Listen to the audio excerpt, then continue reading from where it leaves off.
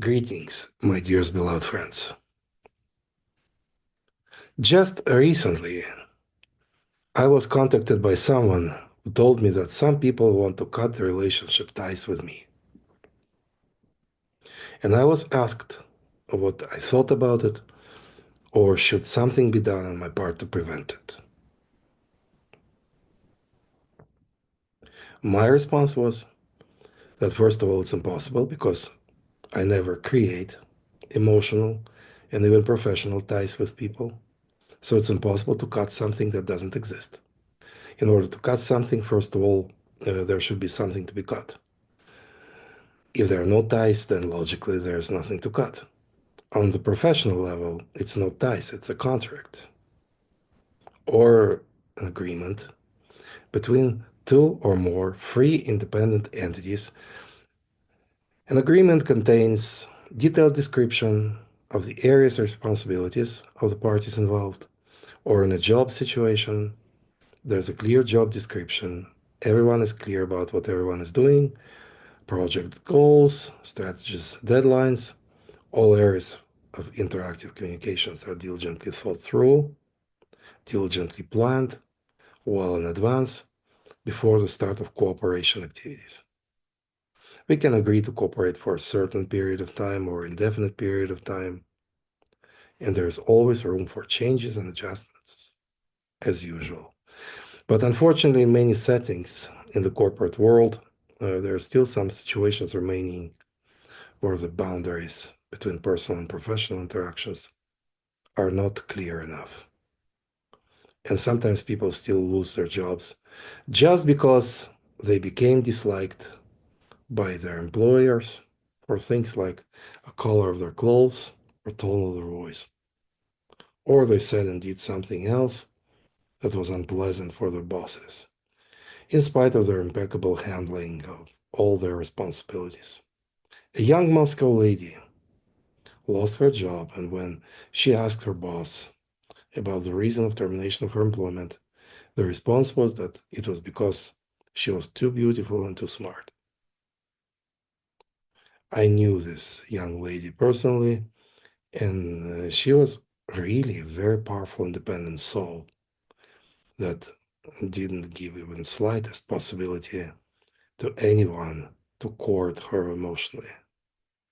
Unfortunately, emotional and even sexual abuse of employees by their bosses is a widespread occurrence, not only in my country, but all over the world. Of course, all of this starts with attempts to create the ties on the emotional level first. Why are we still talking about it? Many of us who participate in this video series are very serious about learning to wield the second ring of magic. And they don't want to stop there, and they're eager to move on to the third ring of magic. That's why we need to be completely sure that we don't keep even the slightest shadow of dependent or codependent types of relationships in our lives.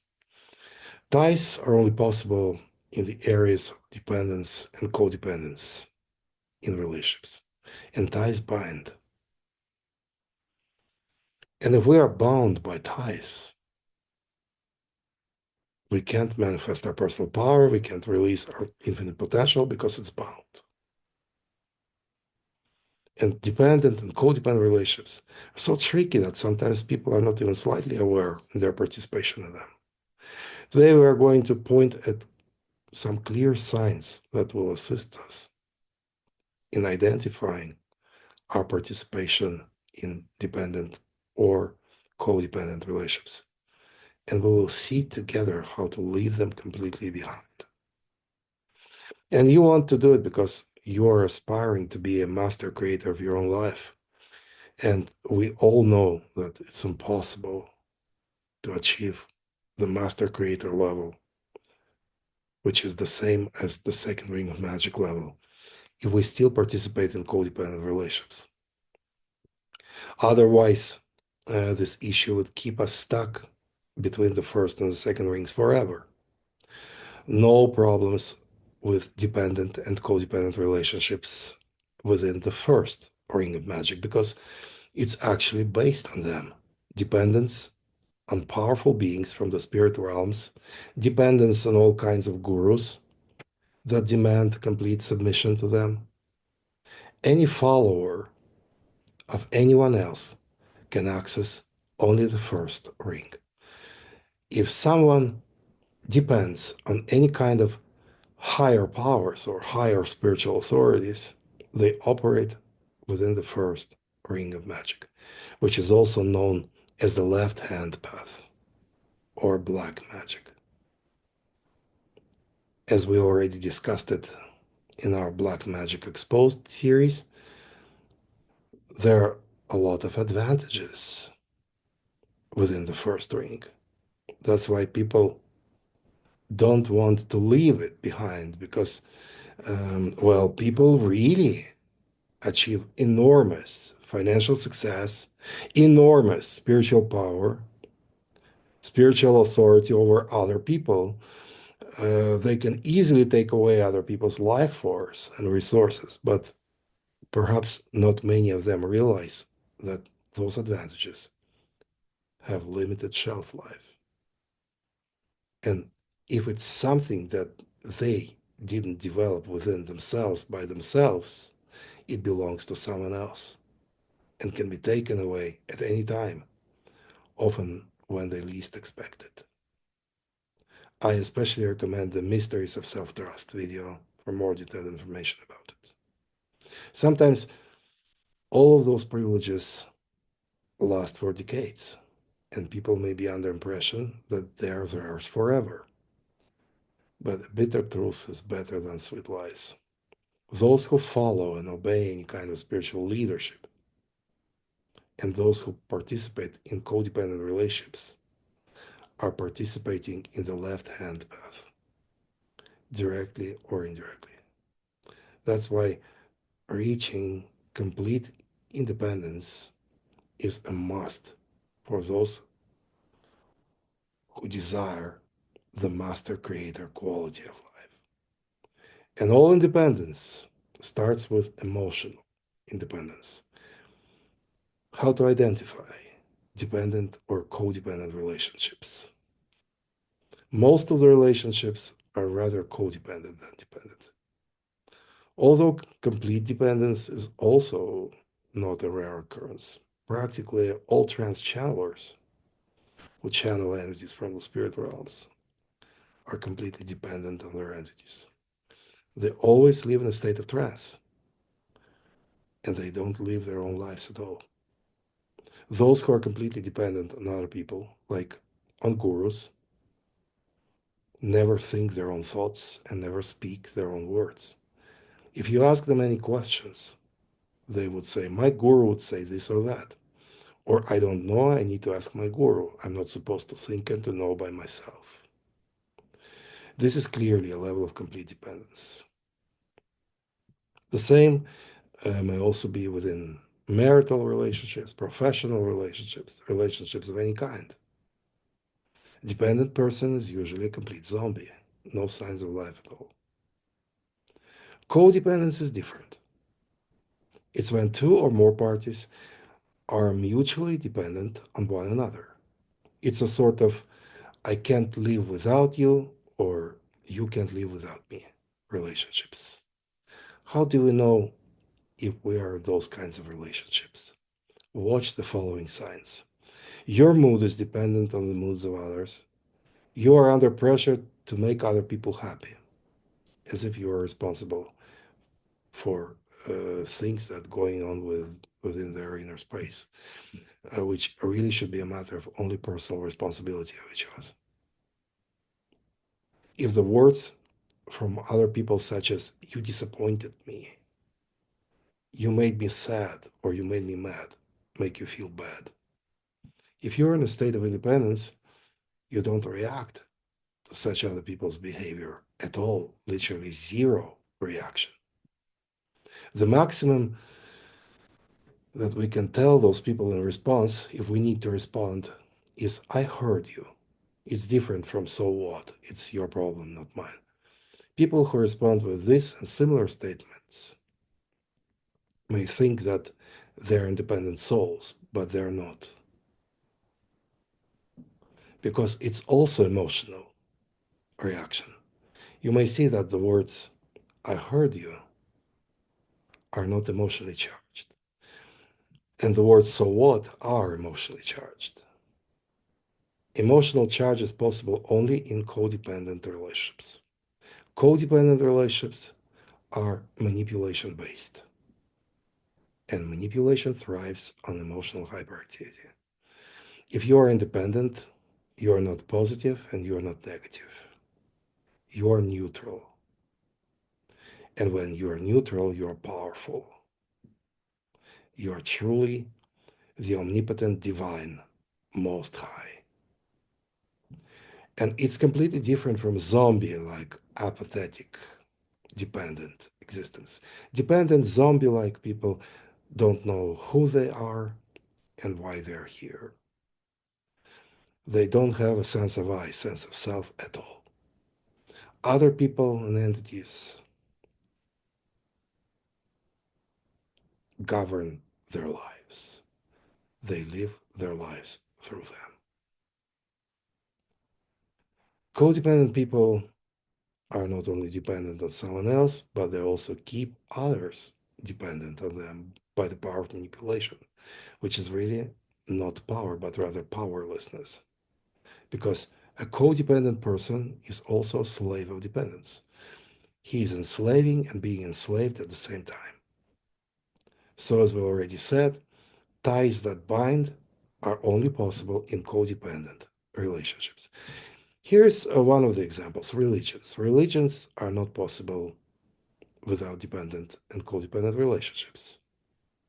Whether people they're completely slaves of God or slaves of their priests or codependent relationships and religions, it's ongoingly bargaining with their gods and priests. If you give me this, I'll give you that. This is codependence. A priest says, you must do this and you shouldn't do that. If you disobey, I will withdraw my blessing from you. Of course, for codependent people, it's equal to a death sentence. And their priest knows their fears and scares them into obedience and financial offerings because he depends on those people and their offerings. And they depend on his blessings. And when they learn that they're their own highest power, and there is no greater power than the power of their thoughts, words, and decisions, they either become independent or habitually stay in codependent relationships while trying to cultivate creative power of their words and thoughts, which unfortunately they can't access at all while they're still in codependent relationships. There was a young Christian preacher. He preached his first sermon in his church, his first sermon in his life. And then after service, he was approached by someone who told him that everything he preached about was wrong. He tried to ask for more clarification, what exactly was wrong. The response was, you'll not understand it anyway, so it's pointless to discuss it with you. And I spoke with other church members, and they have the same opinion. Young man, you're not a preacher. Get busy with something else. A preacher was devastated. He was young and inexperienced, and he was still codependent. He wanted others to like him, and others wanted to control him or destroy him. I don't know what happened next, but uh, there may be several possible scenarios. He could decide to completely forget about trying to preach or teach ever again, or he could try to establish codependent relationship with his critic, to take another chance to prove himself in her eyes. It was a lady. It could be completely unsuccessful because she could hate him so much, and now she wants to completely demoralize and destroy this person because this was really her final goal. Or she could replace her anger with mercy. and to start to govern his life. Young man. Nevertheless, I see that you have a potential and there's still hope that you may become a true, real spiritual teacher, and I will help you. Now she needs him because she needs someone to control. And he needs her because he wants to be a real spiritual teacher. What is clearly obvious for us in this situation? First of all, he was really not ready to teach because to be able to teach, a teacher must have true spiritual power to teach. And it's only possible if a teacher or a lecturer is completely free of codependent relationships. Those kinds of things happen not only in religions, of course, but also in the world of education, schools, colleges, universities, in the world of business, especially if someone is assigned to teach and train other employees, etc., etc. Also, in our situation here, yes, there is Almin's business plan for prosperity, and potentially everyone can teach Almin's work. But we need to know the truth in all its entirety. If someone is still bound with the ties of dependent and codependent relationships, they can't teach. Otherwise, if someone tells him, you better do something else, you don't have teaching skills, it's not your gift, things like that, after their first attempt to teach and to train, to facilitate his first seminar or webinar, he may be devastated because he is still not immune to other people's destructive criticism. We need to understand that there's enough people in the world who find pleasure in destroying other people's lives or in controlling other people's lives. And if you are truly independent, no one can neither destroy you nor control you because they can't find within you a control panel for manipulation. And what is this control panel or buttons they want to push? It's emotions. Emotions. You don't experience fear in the state of independence. Self awareness, yes. Fear, no. You're always awake, vigilant, and aware, but not afraid. So you're not afraid of other people's attitudes. You're not afraid of other people's opinions. Your reputation doesn't depend on others. It depends only on your healthy self-esteem and self-evaluation. Independent people don't experience inferiority complex by default. They're absolutely confident in themselves. You don't experience a sense of loss if someone decides to walk away from your life. People come and people go, but you remain. New people come, and then they will also walk away.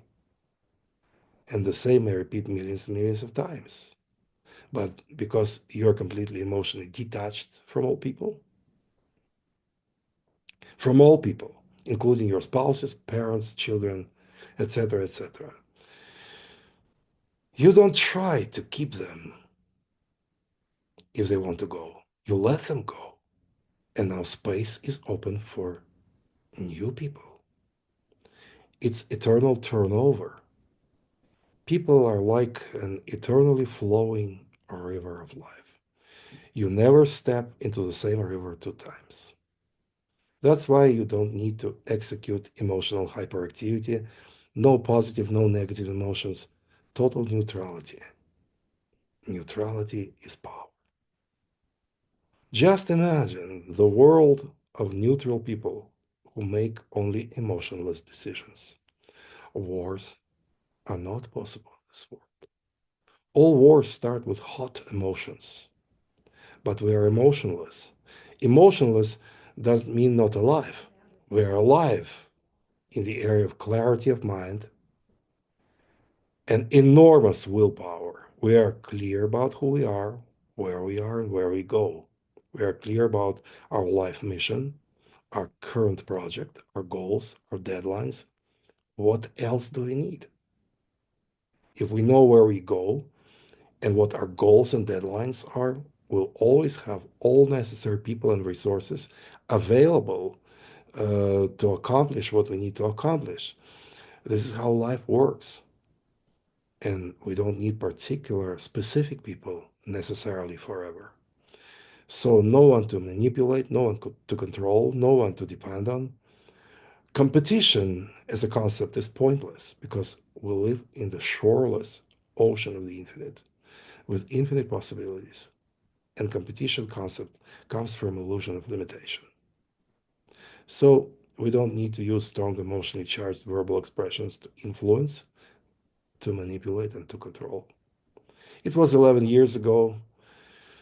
Three of us was on a plane flying from the retreat from Crimea to the city of Kiev in the Ukraine, Almin, Ella, and myself. And we had discussion about the issue of piracy. So many of Almin's books translated into Russian became available online for free download. And we pondered about ways to somehow restrict it or possibly to stop it completely.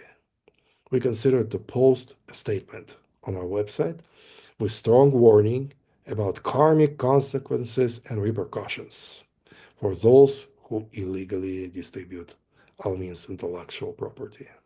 Almin told us, no, this is not an option at all, because it will be a black magic.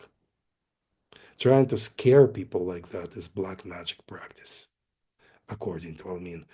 We need to ask ourselves if we are still inclined to remind others about karmic consequences of their actions. Or are we still inclined to say things like, the universe will repay you for your evil doings? Let's ask ourselves a question. Are those kinds of verbal expressions usually charged emotionally? What is the purpose of saying those things? To scare people? Yes. Yes, indeed. They're used for evoking fear in people. This is only possible within codependent relationships.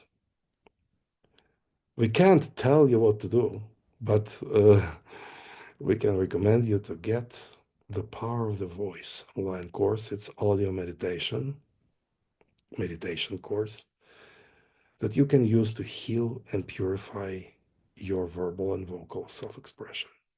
We'll share a link with you in the description to this video. Actually, sales techniques. Most of them are clearly manipulation based. Most of the salesmen make their living on commissions from sales. To avoid this temptation, I have a full-time job outside of Almin's Russian office. Even though I had permission from Almin to draw a salary from the office, I chose not to. We can't be dependent on our clients and customers.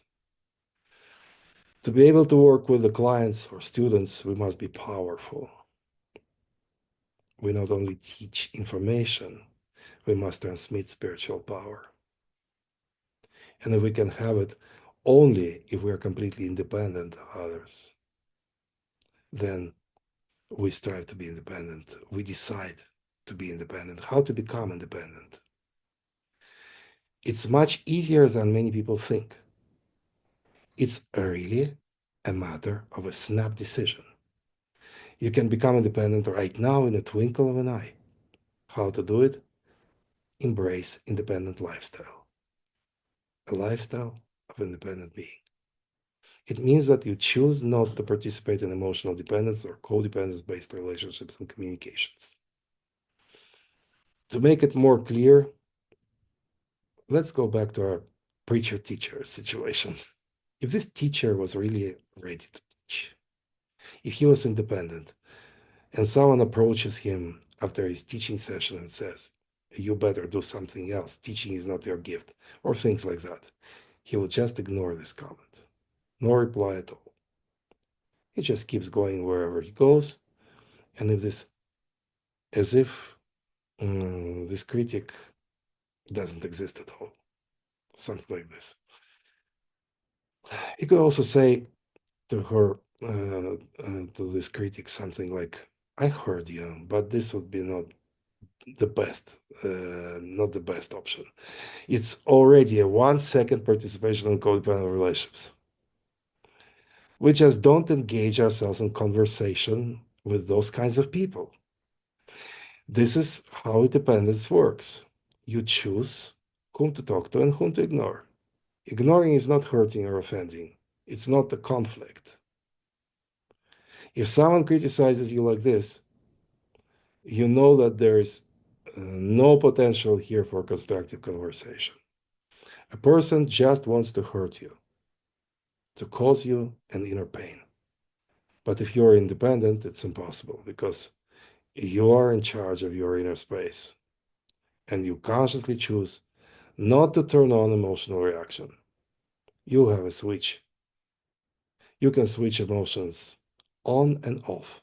And if you are a healthy, independent being, you choose to switch emotions completely off forever. Your algorithm of life doesn't include emotions. It's just setting goals and reaching them no matter whom and what. You're always clear about your goal and your environment, and you know what works for your goal achievement and what doesn't. You ignore what doesn't work for you and use what works for you. Destructive critics only take away from you your precious time and energy. That's why you want to ignore them. It's your conscious choice, your conscious decision. Contrary to popular opinion, you don't need to go through multiple incarnations to get there.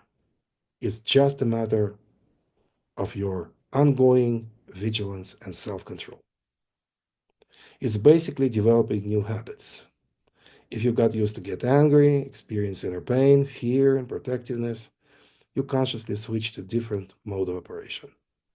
It's the same as learning how to drive or how to play a musical instrument. It takes a conscious effort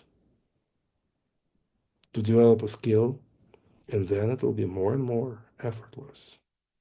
If you're approached by an angry person, you just decide to stay calm and peaceful. One of the great things that happens, you will improve your cardiovascular function because now you're stress free. Also, when you are independent, you don't look for so called emotional support from others. You look for effective, productive cooperation with people in your environment. You don't need any other motivation except clear understanding of your life mission and your goals. It means that you always know what to do and you just do it. And all necessary people and all necessary resources will always be available to you. This is how life works.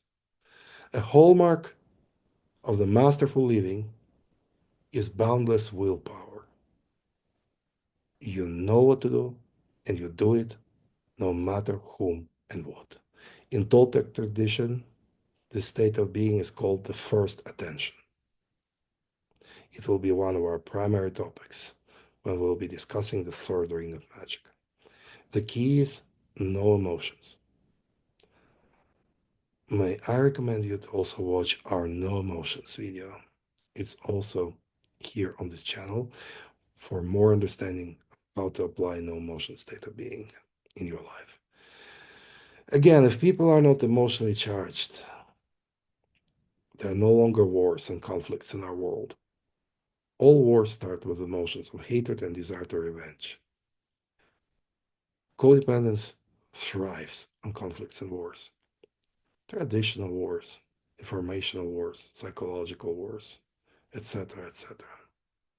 Much of manipulation also happens in the area of romantic relationship. We can enjoy healthy romantic life without flirting, manipulating, things like that. And we can enjoy total control over our sexual energy. Not emotions control us, we control them. Not sexual urges control us, we control them. Almin calls this state sobriety. When we are free from emotions, we always see clearly and we never have any doubts or confusion about our life mission and goals. We see clearly. Our conversations or participation in our online groups are free from emotional charge. We just exchange information. We, Almin's Russian office team, can't court anyone emotionally. We can't try to involve you in the emotional ties that bind.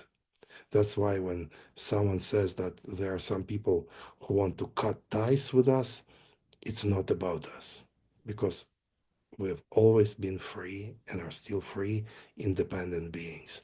And we never created any ties with anyone to begin with.